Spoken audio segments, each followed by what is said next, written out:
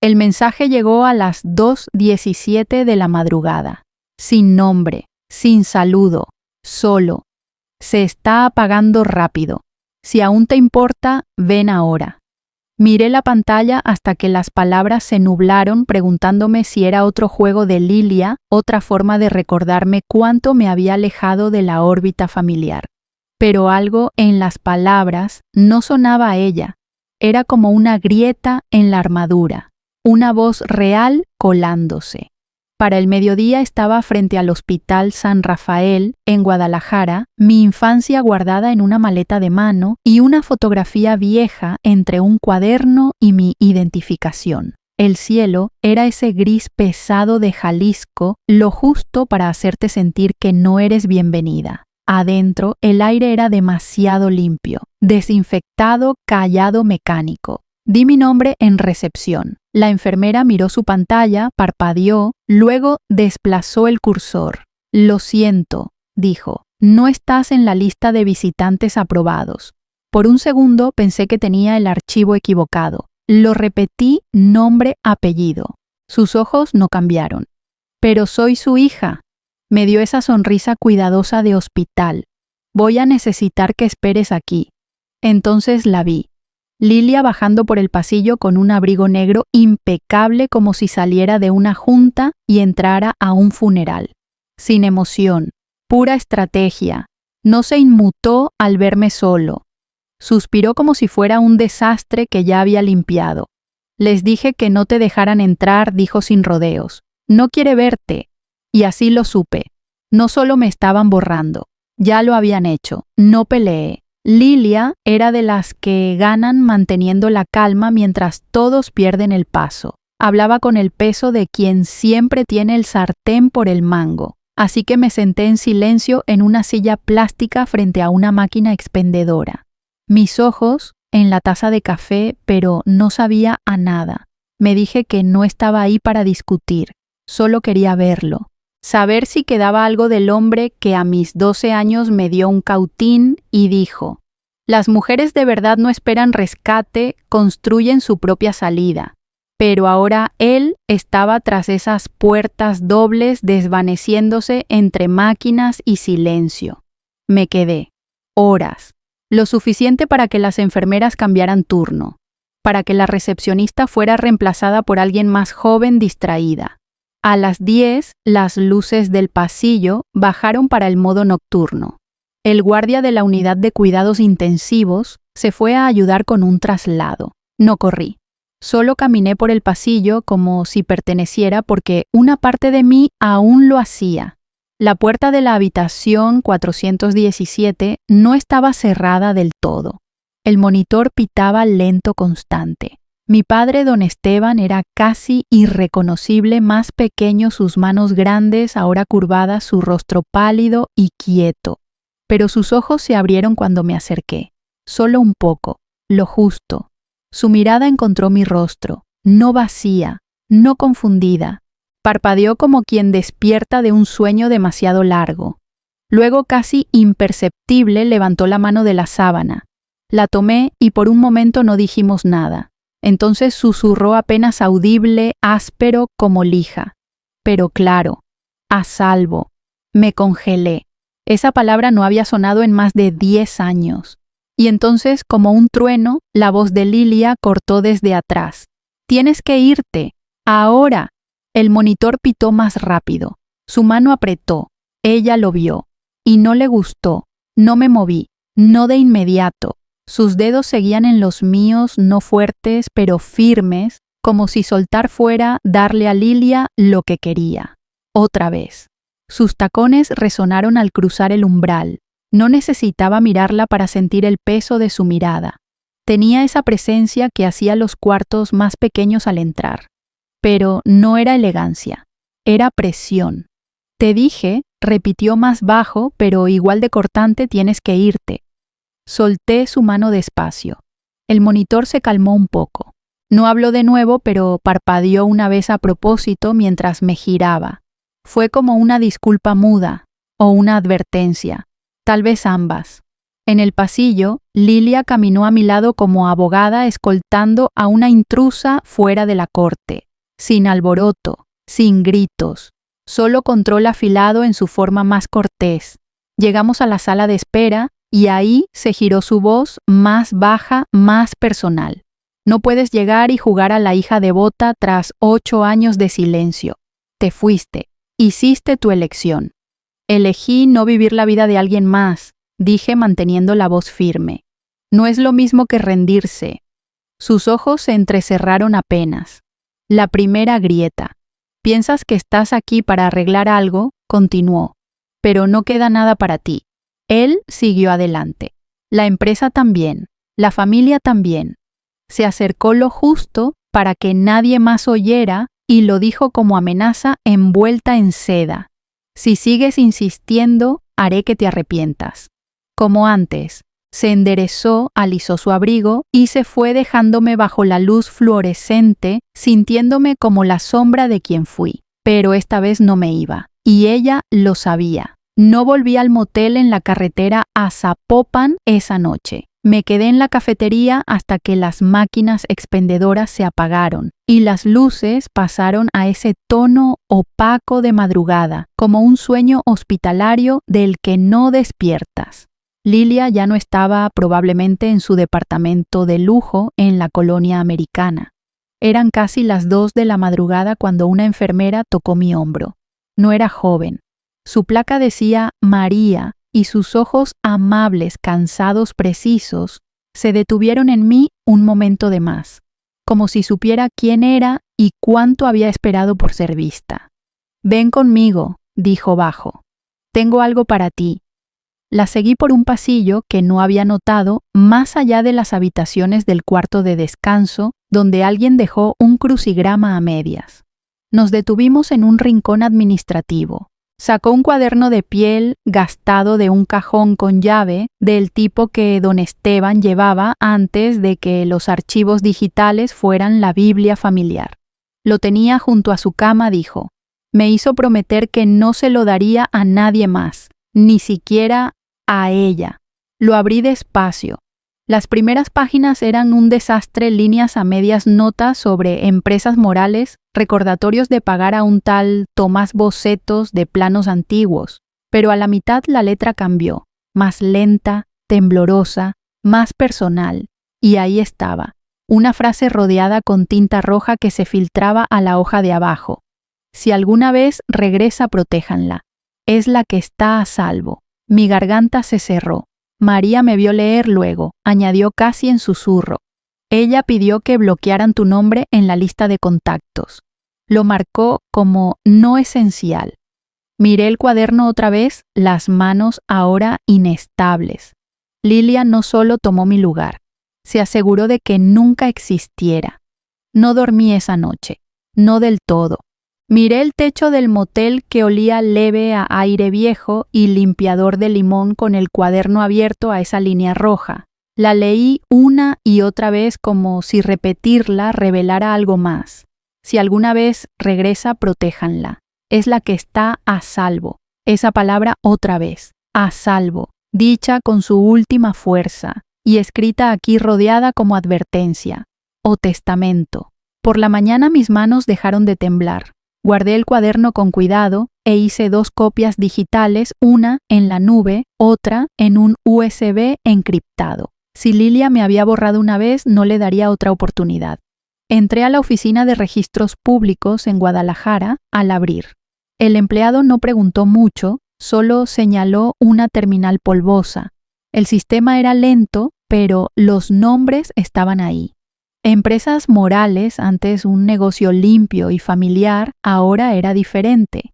En papel, Lilia no solo asumió el control tras mi partida, hizo movimientos, silenciosos. 3 cosas destacaron.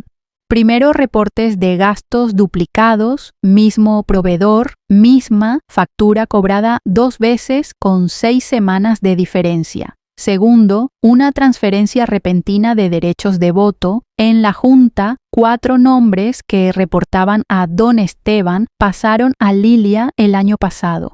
Tercero, una firma de hace un mes. el nombre de mi padre, fluida, segura, pero yo sabía que su mano temblaba desde febrero. No la confronté, aún no. Imprimí copias y guardé respaldos en una carpeta segura. Lo que Lilia hacía no había cubierto sus huellas tan bien como creía. Y algo me decía que esto era solo la superficie, porque cuando alguien reescribe el pasado, empieza a creer que puede escribir el futuro, y esta vez estaría lista para detenerla. Cuando volví al Hospital San Rafael, algo cambió. Las enfermeras que antes saludaban, ahora miraban sus tablas. Las charlas se detenían al entrar al pasillo. María aún me sonreía, pero hasta ella parecía inquieta, como si alguien hubiera subido el calor y le dijeran que no sudara. No necesitaba preguntar. Lilia actuaba rápido cuando se sentía amenazada, y ahora yo lo era. Pronto escuché el primer murmullo. Una voluntaria junto al elevador al teléfono, fingiendo que le importa. Después de tantos años, seguro quiere una tajada antes de que se vaya. Luego el segundo. Una prima Sofía, a quien no veía desde la universidad, llegó con una cazuela de mole y peinado de salón. Abrazó a Lilia y pasó de largo sin mirarme, sin saludar, y el tercero fue claro para que lo oyera. Solo está aquí por el dinero, dijo Lilia a un grupo de amigos familiares en la sala con falsa preocupación. Es triste. Cómo el duelo saca oportunistas. Nadie la cuestionó, ni los que debían saber mejor. Pero alguien me dio un sobre con un mensaje esa noche. Miguel, un primo del lado financiero. Silencioso. Leal a nadie. Lo deslizó en el brazo de mi silla y murmuró. No vi nada, pero tal vez quieras. Adentro había reportes internos, transferencias irregulares, aprobaciones faltantes, nombres conocidos, números que no encajan.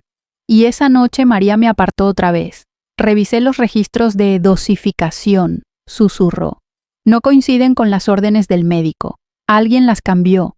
Ahí dejé de preguntarme si Lilia había ido demasiado lejos, porque ya no era solo herencia o legado. No solo me estaba borrando, estaba apresurando su final. No había pisado la hacienda en casi 10 años. La puerta de hierro chirriaba igual, pero el jardín era diferente, limpio, frío. Como si hubieran editado todo lo que la hacía hogar y lo cambiaran por algo para fotos. El código de la puerta no había cambiado. Lilia no lo tocó, y eso me dijo todo sobre su confianza en su invencibilidad. Adentro las paredes eran gris ceniza y blanco perla. Olía a polvón, pero el silencio pesaba más. Desaparecieron las fotos de cumpleaños infantiles, el reloj de péndulo, los dibujos pegados al refri como si importaran.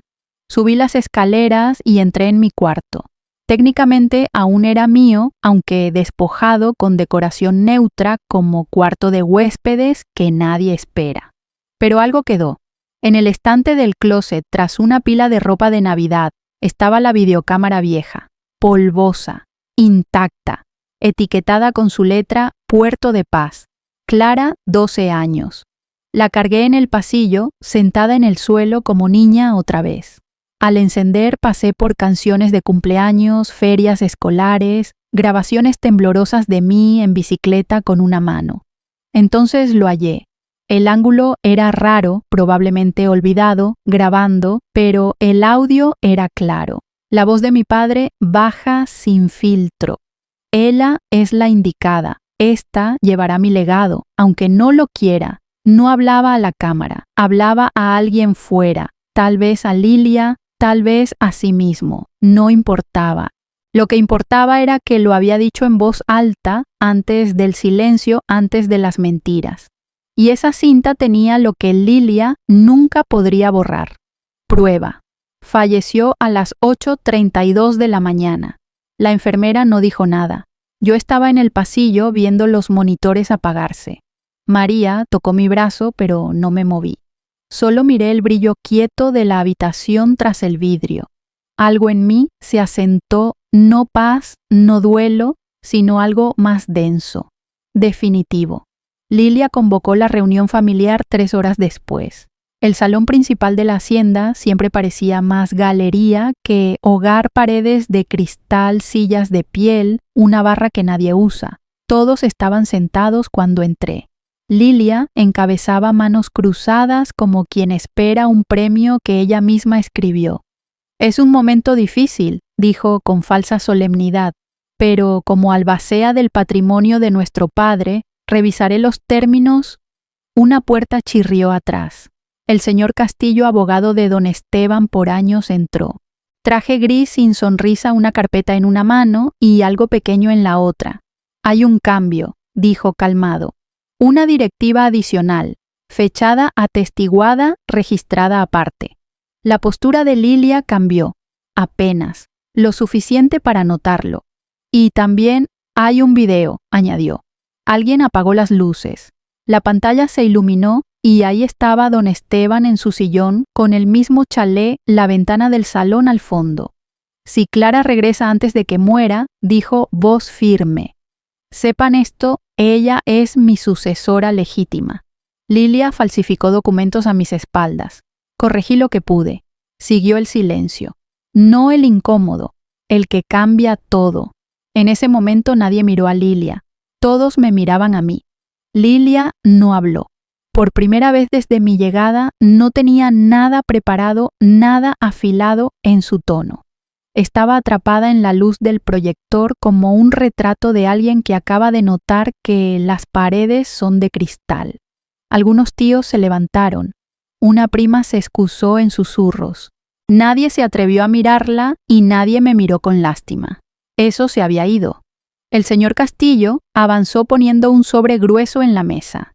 «Esta es la directiva definitiva», dijo firme, «firmada hace 6 meses, atestiguada por 2 externos. Sabadía». Él sabía lo que hacía y se aseguró de que nadie lo deshiciera. No lo tomé. Aún no. Se giró a Lilia profesional directo.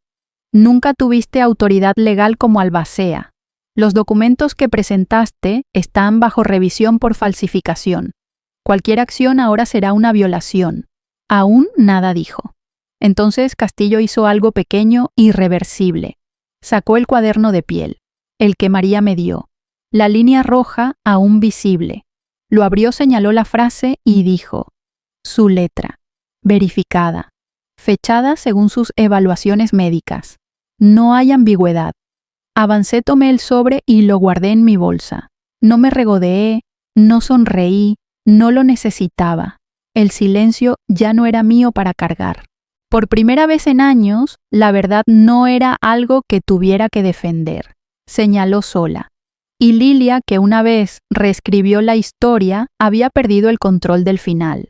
3 meses después de la reunión, 2 hombres de traje llegaron a la oficina de la hacienda. Sin drama. Solo credenciales, una tabla y autoridad calma. Se presentaron como investigadores de la Secretaría de Hacienda. Sus preguntas no eran vagas, sabían qué buscaban. El personal parecía atónito. Un asistente cometió el error de escribirle a Lilia durante la entrevista. Llegó 20 minutos después, tacones altos, rostro más tenso que nunca, pero sus palabras no calaron.